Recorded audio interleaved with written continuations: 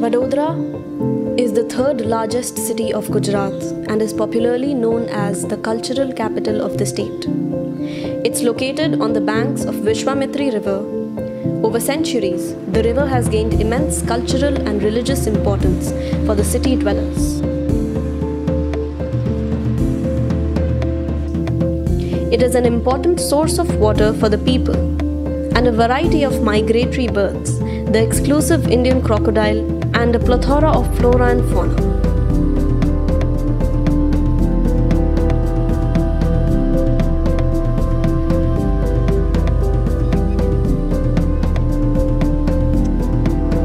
But that is not all.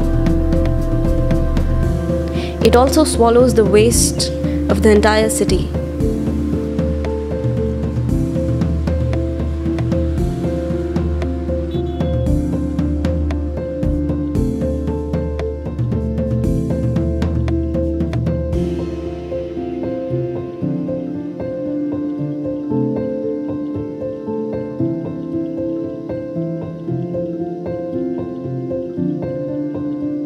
From 31st July onwards, the city experienced heavy incessant rainfall, causing the river to flood and engulf the surrounding areas.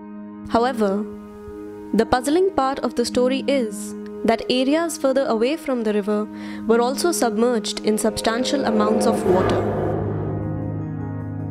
Here are some experts from the Gujarat Ecology Society in Vadodara who have helped unravel the mystery. Now what has happened is in this 2019 floods, Vishwamitri never took the waters of the city which is supposed to take and throw it out. As a result, it led into the waterlogging conditions in different parts of the city. And this disconnection of the water flowing from the city into the river has happened due to the rapid dumping taking place in the river banks and also disconnection of the various wetlands. Rainfall which took place in 2019, the water logging took place because so many nalas were blocked, river banks were encroached, so the amount of water which should have gone to the river did not flow into the river. We observed that there was water logging in the city, but the river was not that full.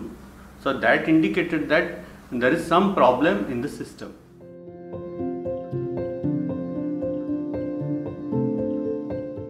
Last 10 years, what has happened is all these wetlands, almost 40 hectares of wetlands are lost towards development.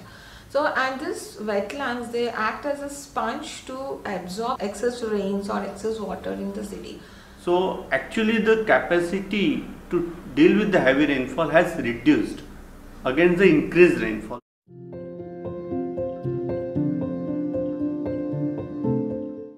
Designed the storm drain channels which were based on 2014 predictions, okay, or 2005 they have taken, but 2019 were still heavier compared to the previous years. As a result, some new areas were inundated which were never previously underwaters. So 2019 was the worst floods, and the city needs to get gear up for the future climate change scenarios. Now because of urbanization, concretization, that infiltration is not taking place. So this is how more and more water which should have gone to the groundwater is flowing on the road.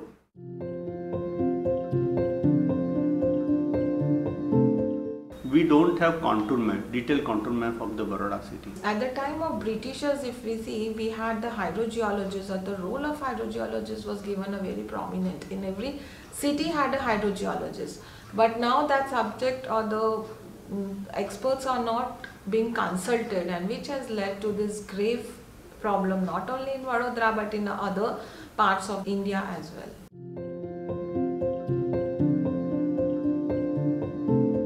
Yes, climate change as well as microclimate, which we are influencing through urbanization, has led to this problem.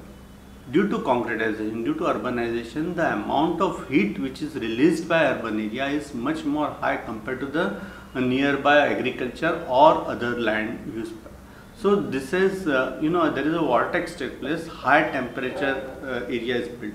So this atmosphere with high temperature attracts higher density of cloud compared to the nearby rural area, and this is increase the intensity of rainfall in urban area compared to the rural area. With the same climate change effect, urban area are more prone to the climate change because of their inbuilt high temperature regimes.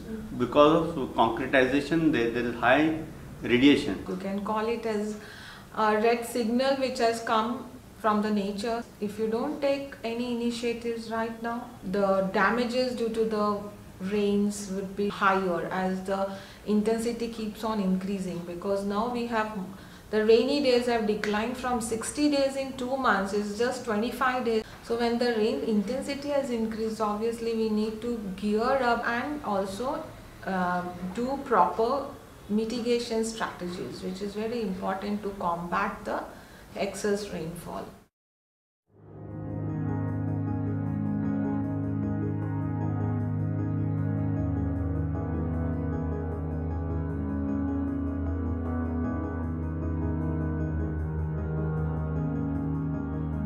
Today, when climate change has become a glaring reality, the question to ask is, are we prepared for it?